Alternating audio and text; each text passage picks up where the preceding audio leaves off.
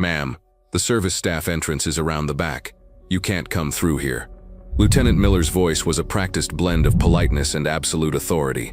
He was young, his face still holding the earnestness of the academy. His uniform so new it seemed to hum with pressed perfection. He stood directly in the path of Helen Brooks, a woman who seemed to be his complete opposite in every conceivable way. Helen was old, her long silver-gray hair pulled back in a simple no-nonsense bun. Wrinkles mapped a life of deep smiles and deeper concentration around her clear, steady eyes. She wore bright red janitorial coveralls, the fabric faded and soft from 1,000 washings, and in one hand she held a long-handled push broom, its bristles worn but clean. She didn't move. She simply stood there, her posture impossibly straight, her presence a quiet, unyielding stone in the rushing river of elegantly dressed guests. "I'm here for the graduation," she said, her voice low and even, without a trace of defensiveness. Miller's polite smile tightened at the edges. He glanced at her broom, then back at her face. "I understand," he said, his tone shifting to one used for a confused child, "but this area is for guests and graduates' families. The staff muster point is by the loading docks. I can have someone show you." He was trying to be helpful, to resolve the dissonant image she presented. An old woman in a janitor's uniform did not belong in the main hall. It was a simple, observable fact, a disruption to the meticulously planned order of the day. "I am a guest," Helen repeated, her voice remaining placid. She held up her contractor's ID badge, clipped to the collar of her coveralls. "Helen Brooks. I'm here to see my son graduate." Miller barely glanced at the ID. His eyes saw the word contractor and janitorial services, and it only confirmed his assessment. He was dealing with a disoriented employee. "Ma'am, I'm sure your son will be very proud of you, but the rules for an event like this are very strict. We have seating charts, security protocols. We can't just have—" He trailed off, gesturing vaguely at her attire, the broom, her entire being. He didn't want to say "people like you," but the words hung in the air between them. A few families, trickling in late, slowed as they passed, their curiosity piqued by the quiet standoff between the immaculate young officer and the old woman in red. Miller felt their eyes on him, a prickle of irritation on his neck. He was losing control of the entrance. "Look," he said, his voice dropping, trying to create an illusion of privacy. "I don't want to make a scene. Your son, what's his name? I can pass a message along to him after the ceremony." "Ensign Daniel Brooks," Helen said, a flicker of pride warming her voice for the first time. "Right, Ensign Brooks. I'm sure he'll understand. Now if you'll just let me escort you." He took a half step forward, his hand beginning to lift as if to guide her by the elbow. Helen didn't flinch, but her grip on the broom handle tightened just slightly. The knuckles on her weathered hand were white. "Lieutenant, you are impeding my access to a public naval ceremony to which I have a right to attend," she stated, not as a threat but as a simple declaration of fact. The specific formal language seemed to catch him off guard. "You don't have a guest pass," he countered, regaining his footing. "Everyone needs a guest pass. It's protocol. My son listed me. The name is Helen Brooks. You can check the list." Miller's patience, thin to begin with, finally snapped. He let out an exasperated sigh. "Ma'am, this isn't a negotiation. The Admiral is speaking today. We have security layers. Your equipment," he nodded at the broom, "are a deviation. You're holding up the line. Either you go to the staff entrance, or I will have to call base security to have you removed from the building." He felt a sense of finality, of having laid down the law. But Helen's gaze didn't waver. It was calm, analytical. She had faced down men far more intimidating than this polished young lieutenant, in situations far more dire than a crowded lobby. She was assessing him, his posture, his resolve, the slight tremor of anxiety in his jaw. She had seen that look before, in young men who confused authority with wisdom, who mistook procedure for purpose. He saw her eyes drift down just for a second to his own chest, to the simple gold surface warfare pin gleaming above his ribbons. It was his proudest achievement. Then her eyes returned to his. "Check the list, Lieutenant," she said again, her voice still quiet, yet it carried an unmistakable weight of command. Frustrated and feeling his authority being publicly questioned, Miller decided to end it. He would make a show of checking the list on his tablet, find her name not there or perhaps there, but he would ignore it and then have a legitimate reason for her removal. As he fumbled with the device, his gaze fell on a small tarnished object pinned to the collar of her red coveralls just below her contractor ID. It was a strange-looking thing, a shield with a bomb in the center flanked by 2 lightning bolts and crowned with a wreath. It was dull, made of a pewter-colored metal, its details softened by age and wear. "What is this thing anyway?" he asked, a condescending curiosity in his tone. "Some kind of souvenir you picked up at the exchange?" The question hung in the air. For Helen, the polished hall, the crisp uniforms, the face of the young lieutenant, all of it dissolved for a heartbeat. The scent of floor polish was replaced by the acrid smell of burnt cordite and the metallic tang of fear. The gentle murmur of the crowd became the roaring static in her ears, the frantic, muffled voice of a fellow tech coming through her comms headset. "Helen, talk to me. What do you see?" "This is zero down here." She wasn't in Newport. She was in the murky, freezing water of the Persian Gulf in 1991, her body encased in a heavy dive suit, her hands clumsy in thick gloves, tracing the crude, terrifying shape of a limpet mine clinging to the hull of a U.S. warship. The world was a maelstrom of darkness, pressure, and the rhythmic, amplified sound of her own breathing. That tarnished pin on her collar wasn't a souvenir. It was a promise, a symbol of a moment, one of hundreds where there was no room for error, no one to call for help, and nothing between life and a violent, watery death, but her training, her steady hands, and a will of cold, forged iron. "It's not a souvenir," she said, her voice pulling back from a vast distance. The hall snapped back into focus. Before Miller could respond, a subtle shift occurred in the flow of people entering the hall. A path cleared. Walking through it was Rear Admiral Jennings, the event's guest of honor, flanked by his aide, a young, sharp-eyed commander. Jennings was a man in his late 50s, his face a testament to a life at sea, his uniform adorned with the quiet testament of a long and distinguished career. He was smiling, shaking a hand here, offering a nod there, the very picture of naval grace. His procession moved steadily toward the main doors until, from the corner of his eye, he saw the tableau, the stiff-backed young lieutenant, the old woman in the red coveralls, the broom. He saw the confrontation. It was a minor, unsightly wrinkle in an otherwise perfect morning, and he was about to look away, to let the junior officers handle their business. But then his eyes, trained by decades of scanning horizons and assessing threats, locked onto the small, tarnished pin on Helen's collar. Rear Admiral Jennings stopped. He stopped so abruptly that his aide nearly collided with him. The ceremonial smile vanished from his face, replaced by a look of profound, almost shocking stillness. He stared at the pin, his mind racing, flipping through the catalog of insignia he knew as well as his own name. He took a step closer, his eyes narrowing, not in suspicion but in dawning, thunderstruck recognition.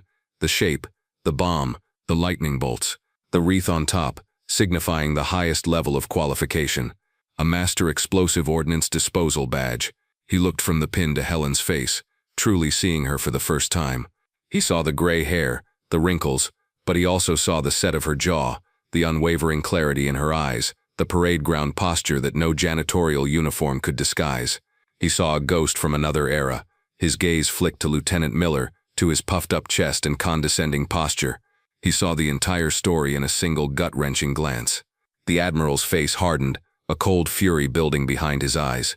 He turned to his aide, his voice a low, urgent command that sliced through the lobby's chatter. "Commander, get the base commander on the line. Now, tell him to meet me at the main entrance, and he'd better be running." The aide, startled by the Admiral's intensity, fumbled for his phone.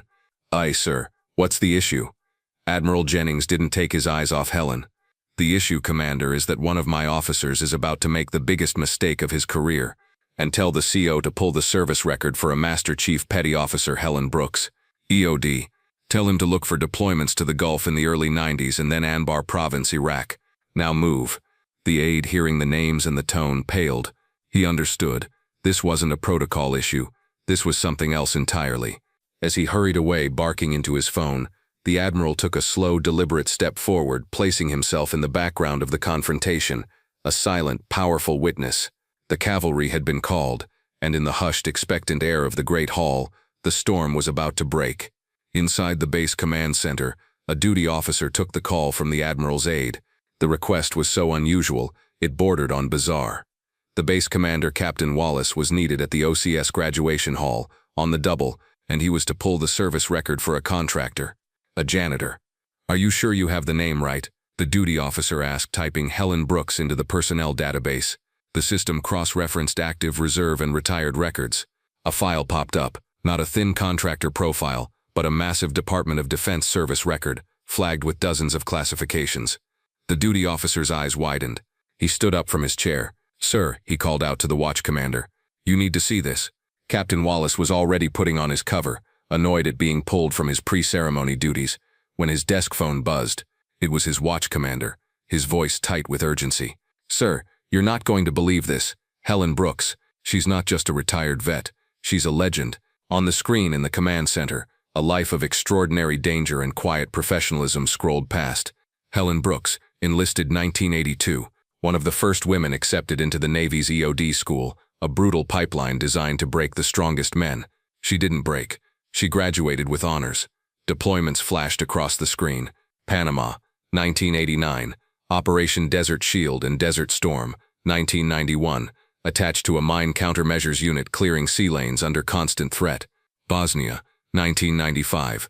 Then, after a decade as a master instructor at the school in Indian Head where she trained hundreds of techs, she voluntarily deployed again. Operation Iraqi Freedom, 2005. Anbar Province. Attached to a Marine unit, leading a team disarming the complex, deadly IEDs that were killing Americans every day. The citations were a litany of valor. A Bronze Star with a V for valor, for defusing a multi-device daisy chain under direct enemy fire, saving an entire platoon. A Purple Heart, from a blast that took the hearing in her left ear. Multiple combat action ribbons, and there at the top of the file, Master Chief Petty Officer, the highest enlisted rank, a position of leadership and reverence earned over 30 years of service. The file noted she retired 7 years ago and took a quiet contracting job on base to be near her only son who had just been accepted into OCS. Captain Wallace grabbed his cover. "Get me my command, Master Chief. We're going to the hall, now." He understood the Admiral's fury. A Master Chief wasn't just a rank, it was an institution. A retired Master Chief, especially one with a record like Helen's, was a piece of living history, and one of his lieutenants was treating her like a trespasser. Back in the lobby, Lieutenant Miller was oblivious to the seismic shift happening behind the scenes.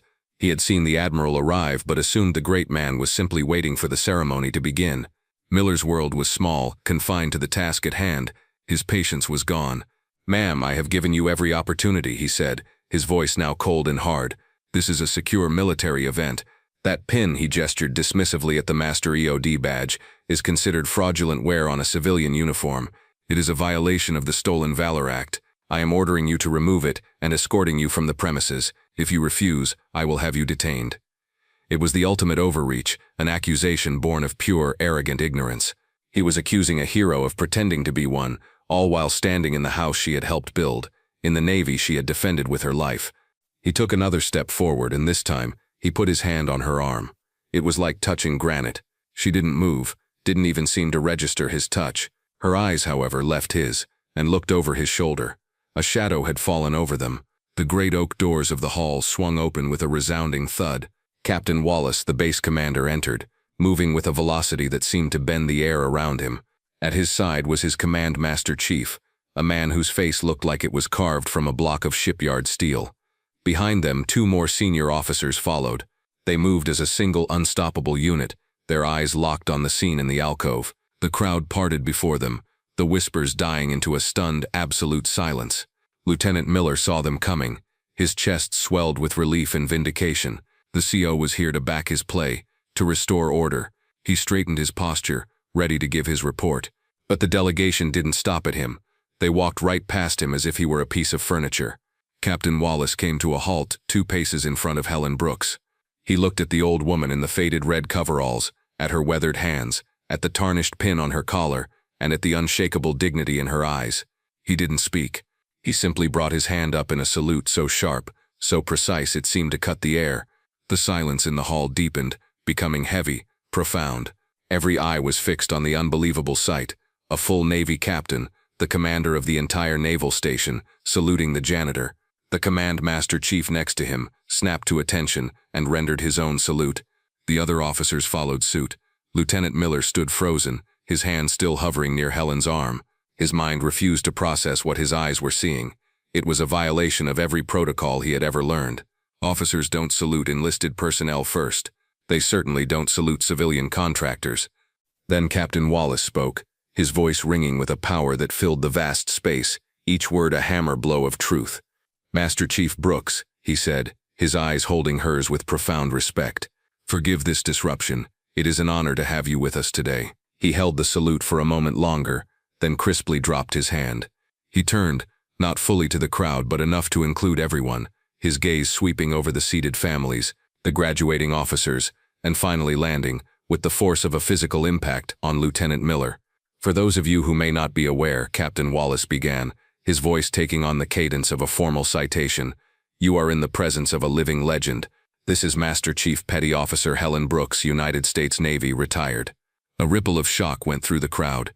In the formation on stage, Ensign Daniel Brooks's head snapped up, his eyes finding his mother. He knew she had been in the Navy, of course, but he thought she had been a supply clerk, or something quiet, something safe. Master Chief, he had no idea. This woman, the captain continued, his voice rising, was one of the first women to ever earn the right to wear the EOD crab. She cleared mines from the shipping lanes in the Persian Gulf when half the sailors in this room hadn't been born yet. She deployed to the mountains of Bosnia and the deserts of Iraq. She spent 20 months in Anbar province, walking toward the very things everyone else runs from. She personally disarmed over 200 improvised explosive devices. The captain paused, letting the number sink in. 200 times she had faced death in its most intimate and violent form.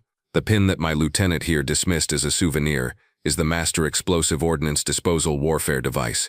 It is earned with sweat, with brains, and with a courage that few people will ever comprehend. Master Chief Brooks didn't just serve, she led, she taught. There are men and women serving in the fleet today, alive and whole because she was their instructor, because she drilled into them the focus and the discipline required to survive. She served this Navy with honor and distinction for 30 years. He turned his head slightly, his eyes finding Daniel Brooks in the formation. And today she is not here as a Master Chief. She is here as a mother, a proud mother, here to watch her son Ensign Daniel Brooks follow in her footsteps and join the long line of service she so nobly represents. The silence broke. It started with a single person clapping, then another, and then the entire hall, families, graduates, and officers rose to their feet in a thunderous rolling wave of applause. It wasn't just polite clapping, it was a deep, heartfelt roar of respect and awe for the unassuming woman in the red coveralls. Helen stood still amidst the storm, her expression unchanged, though a faint blush colored her cheeks. She gave a small, almost imperceptible nod to the captain. Then the captain's gaze returned to Lieutenant Miller. The warmth and respect vanished, replaced by a glacial cold. His voice dropped, but it was more menacing in its quiet intensity than his public address had been.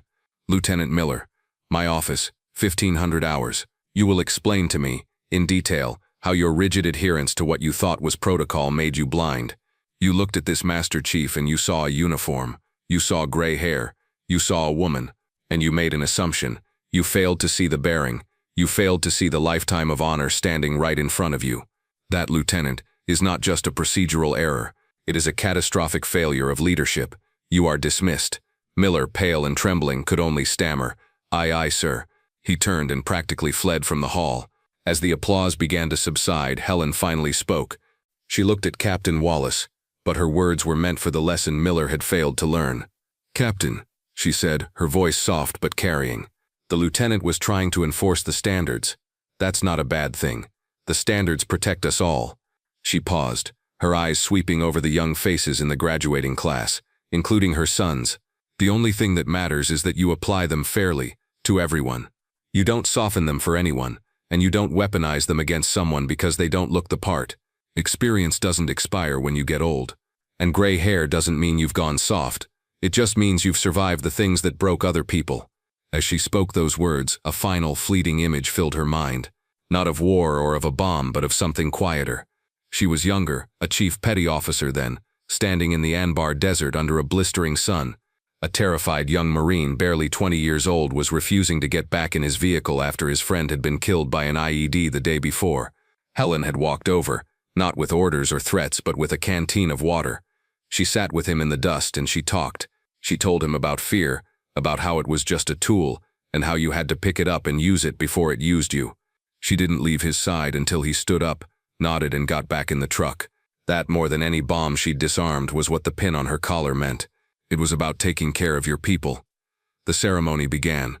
Helen was not escorted to a staff area but to a seat in the front row, right next to Rear Admiral Jennings.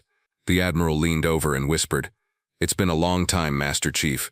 I was a lieutenant on the USS Tripoli during Desert Storm.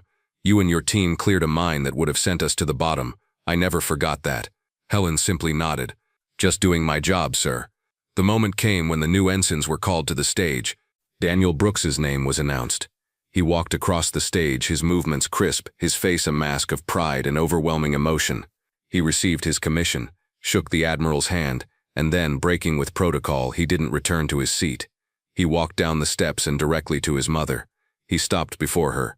He looked at the woman who had raised him, the woman he thought was a quiet, humble janitor, and he saw her for the first time, a warrior, a leader, a master chief. His eyes filled with tears. He brought his hand up and gave his mother his first salute as a commissioned officer. Helen Brooks stood slowly, the retired master chief, the janitor, the mother. She returned her son's salute, her form as perfect as it had been 30 years before. The gesture was a bridge across time, a transfer of duty, a circle of service made complete. Weeks later, a new mandatory training module was rolled out across the naval station. It was titled Beyond the Uniform, recognizing honor in all its forms, and it included specific sections on unconscious bias related to age and gender, using a de-identified case study that everyone understood.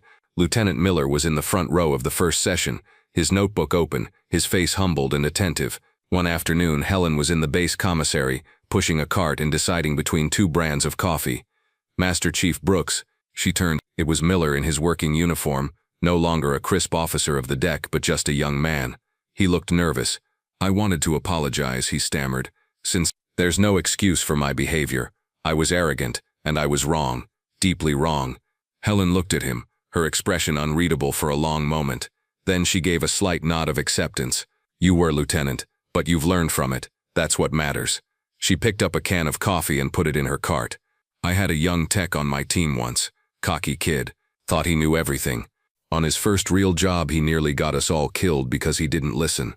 After I was done screaming him raw, you know what he did? He became the best tech I ever had. Humility is a hard lesson, but it's a good one." She offered him a small, rare smile. "You'll be a fine officer, Lieutenant. Just keep your eyes open." With that, she turned and pushed her cart down the aisle. Just another shopper in the commissary. The quiet hero hiding in plain sight, her duty done, her legacy secure. If Helen's story of quiet courage and unshakable dignity moved you, show your support by liking this video. Share it with someone who respects our veterans, and subscribe to She Chose Valor for more stories honoring the women who served.